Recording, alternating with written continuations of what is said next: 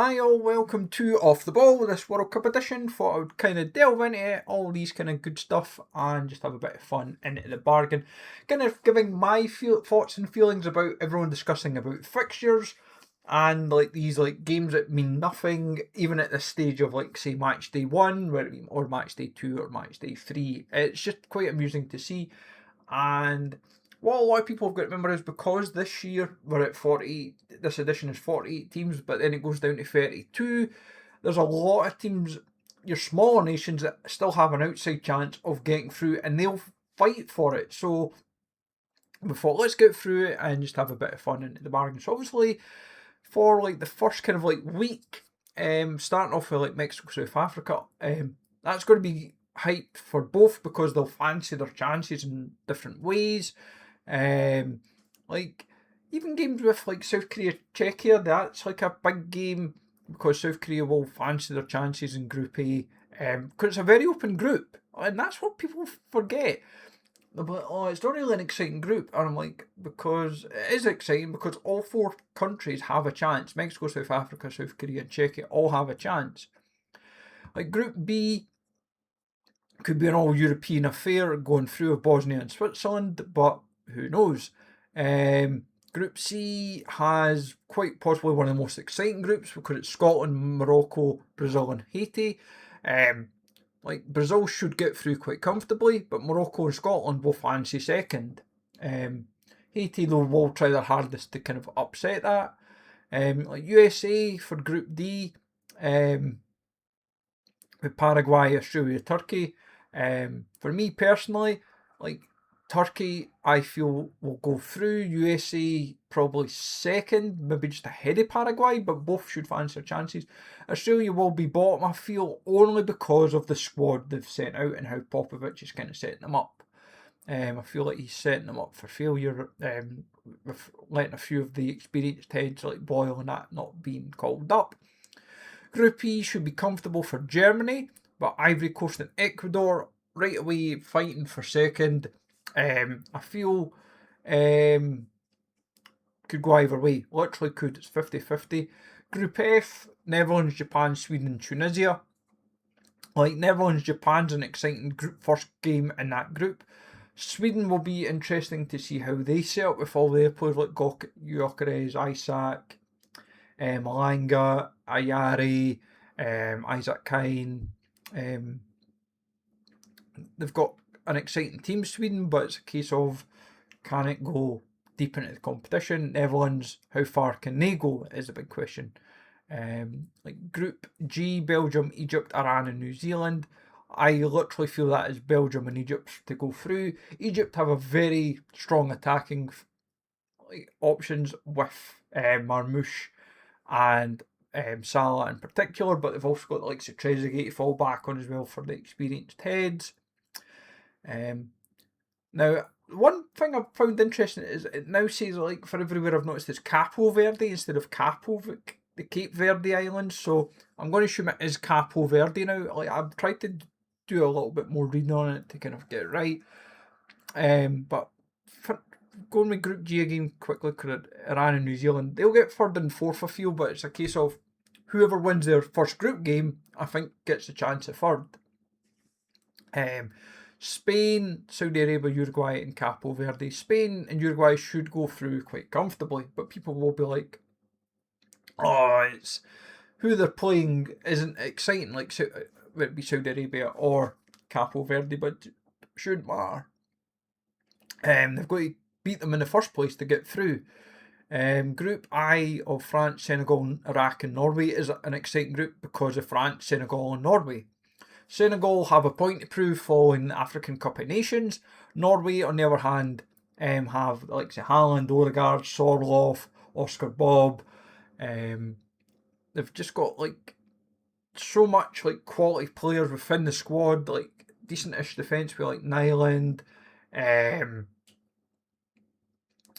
goals, but they've got like experienced heads like Ajer, young talents like Muller, Wolf, Ryerson, Marcus Pedersen, and that. So they've and like when people like Hogga, Forsby, and that like they've been called up but they're not expected to get any minutes is quite something. And obviously like Oursness as well is like I think like 60-40 for starting for them as well. So Norway, you can see where there's excitement, but there's a chance that they could finish third in their group if depending on how Senegal set up with like say Mane and Ismail Assar. So for me, Group I is another of those exciting groups. Iraq sadly just getting the short straw in that one. Group J should be Argentina going through comfortably, but Algeria and Austria both very exciting in their own regards. Jordan, yes, they may be seen there for making up numbers. Tamari being their star man for Rennes, but you never know. They could surprise a few people. Wait and see. Portugal, Democratic Republic of Congo, Uzbekistan and Colombia. Should be a Portugal-Colombia going through comfortably, but Uzbekistan and Democratic Republic of Congo will fancy their chances for taking third. So that's where these kind of groups have like nothing to kind of worry about really. It's like, yes, the fixtures might on paper look quite drab at like 5 in the morning or 2 in the morning, but like they've got to remember some games that you've got your time zones, but then you've got to play in with the heat, and then you've got to play in with fitting in as well.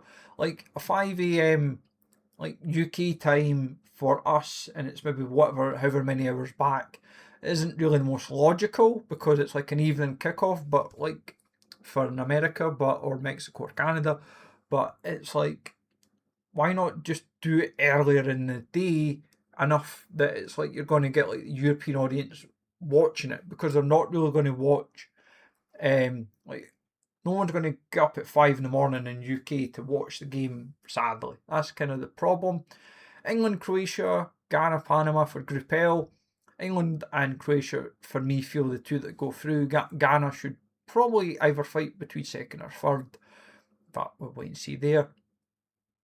But when you kind of like, for me, when I was like going through all the games in general, it's like I feel like matchday 1 is where, yes, there are some flatter games, but there's some bigger games, and then like, but every match day is going to have that. There's like no match day is ideal, like or day, because they've got to remember when it comes to match day 3, they've got to be consistent with days and times. The problem is, I feel they're going too hard, getting the like match day 3 games like done super quick in terms of, right, let's get through like Group B, Group C. Like you're literally not getting really a chance to breathe like at all come like match day 3. It's like it feels intense, and like from basically the 22nd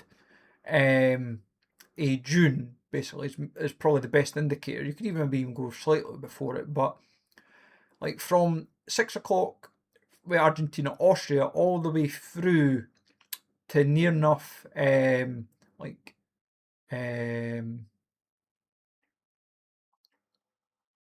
Group A games on the 25th, you're getting to like 2 in the morning, and you're like, for basically 2 days straight, you're like, I'm not getting you feel like you're not getting a chance to sleep, because you're like 6 o'clock, Portugal, Uzbekistan, Argentina, Austria, then France, Iraq, Norway. You're basically getting like 4 games over like 4 like an 8-hour spell.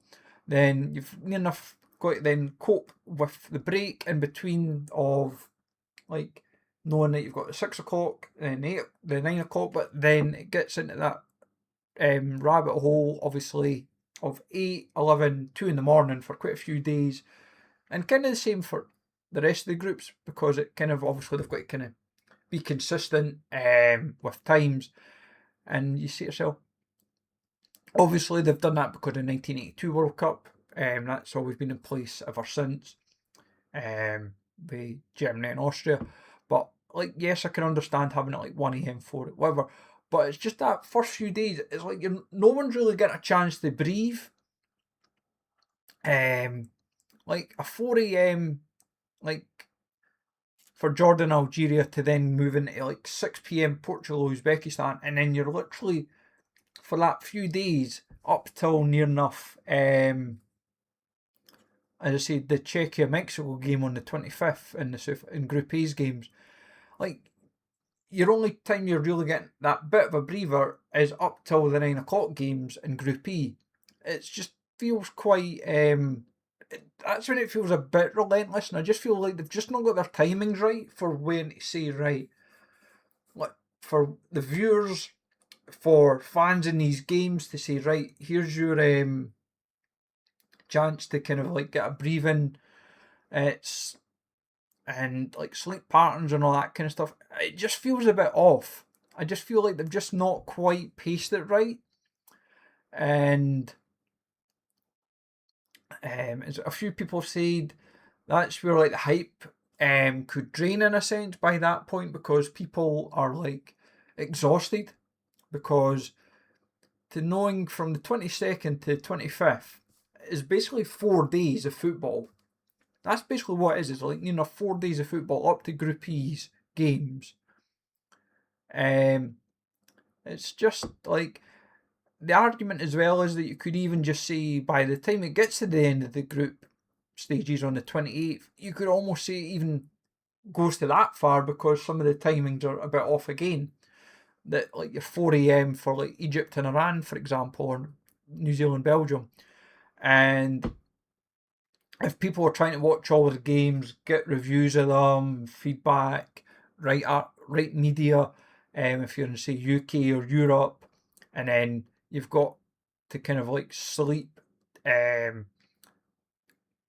you've got to factor in getting to like 10 at night for the last group games, for like Croatia, Ghana, and that, and depending on what you're having it write up, it's obviously if you've wrote it all up before, but you've got to kind of rely on what you're writing up after the game. You've got to kind of pace yourself, knowing that you've got to get into. Not by the time the last group game finishes, if there's like VAR situations, you're maybe pushing midnight. You're not getting much of a break for the, and that's the theme. I think the theme of the last group stage. It's just the last group stage games. It's just off somewhere, but see what happens. As I said, I'm just hopeful Scotland qualify for the groups, where it be second or third, and we can maybe we could get somewhere. It's definitely there for the taking. Do I think any big nations will be grouped? Don't think so personally. I feel like all the big ones will go through. Like if I'm like the only ones I would really see like out the home nations, is it where like Mexico, the host nations I should say, of Mexico, Mexico, Canada, and America. Feel Mexico, they're always liable to go through in any World Cup. USA have a favourable group as well, but they've got to be up for it. And Canada, they should get third at least, but it's up to whether Jesse Marsh sets them up right. But we'll see what happens. It's fun and games to be had, and take it from there. Well, let me know, folks, what your thoughts are on the World Cup. Are you hyped for it? Not hyped for it? All that kind of good stuff. But yeah, see what happens in due course. But have a good one, folks. Take it easy. Thanks for listening, and I will catch you all later.